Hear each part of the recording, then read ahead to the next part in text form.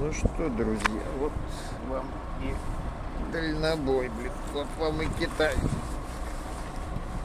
Вторые сутки стою.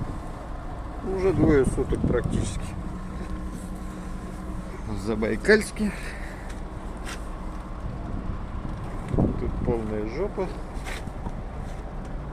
Вот это все стоят, все хотят в Китае загрузиться.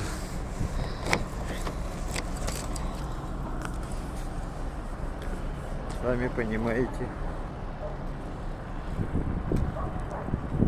Это одна стоянка. Таких тут, наверное, не знаю, сколько не счесть.